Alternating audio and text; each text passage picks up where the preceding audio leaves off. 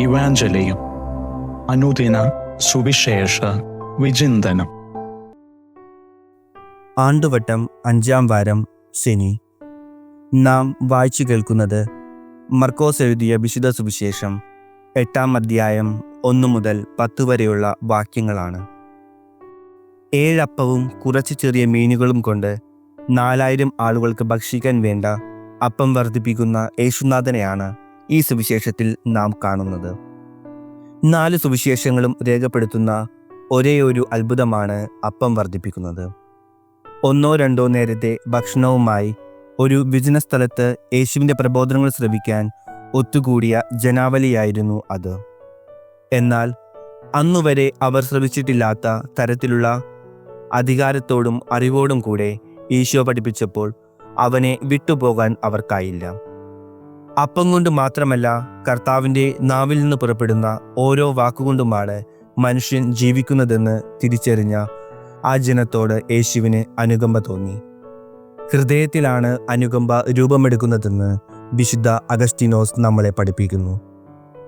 മറ്റുള്ളവരുടെ കഷ്ടതകൾ, അവ ആത്മീയമായാലും ശാരീരികമായാലും, നമ്മുടെ സ്വന്തം വേദനയായി കാണുകയും നമ്മെക്കൊണ്ട് ആവുന്ന വിധത്തിലെല്ലാം അത് പരിഹരിക്കാൻ ശ്രമിക്കുന്നതുമാണ് യഥാർത്ഥ അനുകമ്പ. പ്രിയമുള്ളവരെ, ജനക്കൂട്ടം വളരെ വലുതായിരുന്നു, ഭക്ഷണം വളരെ കുറവും. എന്നിരുന്നാലും സുവിശേഷത്തിൻ്റെ അവസാന ഭാഗത്ത് നാം ഇപ്രകാരം വായിച്ചു കേൾക്കുന്നുണ്ട്: എല്ലാവരും ഭക്ഷിച്ച് തൃപ്തരായി ശേഷിച്ച കഷ്ണങ്ങൾ 7 കുട്ടം നിറയെ ശേഖരിച്ചു. മാനുഷികമായി പറഞ്ഞാൽ ഇത് സാധ്യമല്ല. പക്ഷേ യേശുവിന് അത് സാധ്യമായത് അത്ഭുതം പ്രവർത്തിക്കാൻ ദൈവിക ശക്തി ഉണ്ടായിരുന്നതുകൊണ്ടല്ല, മറിച്ച് സുവിശേഷം പറയുന്നത് പോലെ യേശുവിന് ജനക്കൂട്ടത്തോട് അനുകമ്പ ഉണ്ടായിരുന്നു എന്നതാണ് കാരണം. യേശു തൻ്റെ ശിഷ്യന്മാരോട് ചോദിച്ചു, നിങ്ങളുടെ കൈവശം എത്ര അപ്പമുണ്ട്? ദൈവികനായതിനാൽ ജനക്കൂട്ടത്തിനായി സ്വർഗത്തിൽ നിന്ന് അപ്പം വർഷിപ്പിക്കാൻ അവന് കഴിയുമായിരുന്നു, മരുഭൂമിയിലെ മന്ന പോലെ. എന്നാൽ യേശു തൻ്റെ ശിഷ്യന്മാരോട് ചോദിച്ചുകൊണ്ട് പങ്കുവയ്ക്കലിൻ്റെ മഹത്തായ പാഠം അവരെ പഠിപ്പിക്കാൻ ആഗ്രഹിച്ചു. അവർ തങ്ങൾക്കുള്ളത് നൽകി. നൽകിയതനുസരിച്ച് യേശു അത്ഭുതം പ്രവർത്തിക്കുകയും ചെയ്തു. അനുകമ്പ പ്ലസ് പങ്കിടൽ = അത്ഭുതം.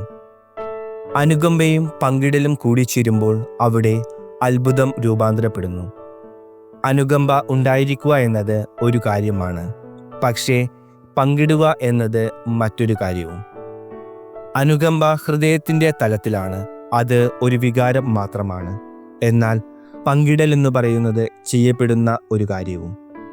അതിനാൽ പങ്കിടൽ എന്നത് പ്രവൃത്തിയിൽ കാണിക്കുന്ന അനുകമ്പയാണ്. നമ്മൾ എത്ര കുറച്ച് പങ്കിടുന്നു എന്നത് പ്രശ്നമല്ല, പക്ഷേ നമ്മൾ എത്രമാത്രം സ്നേഹം പങ്കിടുന്നു എന്നതാണ് പ്രധാനം. നമ്മുടെ കണ്ണിലും മനുഷ്യൻ്റെ കണക്കുകൂട്ടലിലും അത് ഒരു പക്ഷേ ചെറുതായിരിക്കാം. പക്ഷേ ദൈവത്തിൻ്റെ ദൃഷ്ടിയിൽ കരുണയോടെ നൽകുമ്പോൾ ചെറിയതുപോലും വലുതാണ്. യേശുവിനെ പോലെ നമുക്ക് അത്ഭുതങ്ങൾ പ്രവർത്തിക്കാനും ജനക്കൂട്ടത്തെ പോഷിപ്പിക്കാനും കഴിഞ്ഞേക്കില്ല. പക്ഷേ തീർച്ചയായും നമുക്കെല്ലാവർക്കും യേശുവിനെ പോലെ അനുകമ്പ കാണിക്കാനും നമുക്കുള്ളത് മറ്റുള്ളവരുമായി പങ്കിടാനും കഴിയും. നമ്മുടെ പങ്കുവയ്ക്കലിലൂടെ ഒരാൾക്ക് ഭക്ഷണം ലഭിച്ചാലും അത് വലിയ കാര്യമാണ്. അത് ഒരു പക്ഷേ ചെറുതായി തോന്നിയേക്കാം. ഒരു കഷ്ണം അപ്പം ചെറുതാണെങ്കിലും കരുണ നിറഞ്ഞ ഹൃദയത്തോടെ അത് പങ്കിടുമ്പോൾ അത് വലിയ ഒരു കാര്യമാണ്. ഈശോയെ അനുകരിക്കാൻ ആഗ്രഹിക്കുന്ന ഒരു വ്യക്തിക്ക് ചെയ്യാൻ കഴിയുന്ന ഏറ്റവും ഉദാത്തമായ പ്രവൃത്തി മറ്റുള്ളവരുടെ ആവശ്യങ്ങളിൽ സഹായിക്കുക എന്നതാണ് എന്ന് വിശുദ്ധ ജോൺ ക്രിസോസ്റ്റം നമ്മളെ ഓർമ്മിപ്പിക്കുന്നു. അദ്ദേഹം തുടർന്ന് ഇപ്രകാരം പറയുന്നു: നീ എത്രയധികം ഉപവസിച്ചാലും പരിഹാര പ്രവൃത്തികൾ അനുഷ്ഠിച്ചാലും നിന്റെ അയൽക്കാരൻ്റെ ഇല്ലായ്മകളെക്കുറിച്ച് ബോധവാനല്ലെങ്കിൽ നീ ചെയ്യുന്നതെല്ലാം വെറും നിസ്സാരം മാത്രം. ക്രിസ്തുവിൻ്റെ പ്രതിരൂപം ആകുന്നതിൽ നിന്നും നീ ഇപ്പോഴും വളരെ അകലെയാണ്. രോഗികളെയും വൃദ്ധരെയും അസൗകര്യമായി കാണുന്ന വ്യക്തികളും സാമ്പത്തിക ക്ലേശങ്ങൾ അനുഭവിക്കുന്നവരെയും ആലംബഹീനരെയും ഭാരമായി കരുതി തള്ളിക്കളയുന്ന സമൂഹങ്ങളും ഇങ്ങനെ ഒരു കാലഘട്ടത്തിലാണ് നാം ഇന്ന് ജീവിക്കുന്നത്. അതുകൊണ്ടുതന്നെ വിശക്കുന്നവരോടും വേദനിക്കുന്നവരോടും അനുകമ്പ കാട്ടാൻ ധാരാളം അവസരങ്ങൾ നമ്മുടെ സമൂഹങ്ങളിൽ ധാരാളമായുണ്ട്. ദുരിതങ്ങൾ മൂലം ജീവിതം തന്നെ ഒരു ചോദ്യചിഹ്നമായവരുടെ ഏകാന്തതയിൽ ഒരൽപ്പം ആശ്വാസമാകാൻ, അവരുടെ കഥനങ്ങളിൽ ഒരിറ്റു സാന്ത്വനമാകാൻ, അവരെ നമ്മുടെ സന്തോഷത്തിൻ്റെ ഒരു ഭാഗമാക്കി മാറ്റാനുള്ള കൃപ എല്ലാവരിലും ഉണ്ടാകട്ടെ. ക്ലേശങ്ങൾ അനുഭവിക്കുന്നവരിൽ അങ്ങയെ കാണാനും അവരുടെ ദുരിതങ്ങളിൽ അവരെ സഹായിക്കാനും അനുകമ്പയാർന്ന ഒരു ഹൃദയത്തിൻ്റെ ഉടമയാക്കിയെന്ന് മാറ്റണമേ എന്ന് അവിടത്തോട് നമുക്ക് പ്രാർത്ഥിക്കാം. എല്ലാവർക്കും നല്ലൊരു ദിവസം നേരുന്നു. ദൈവം എല്ലാവരെയും സമൃദ്ധമായി അനുഗ്രഹിക്കട്ടെ.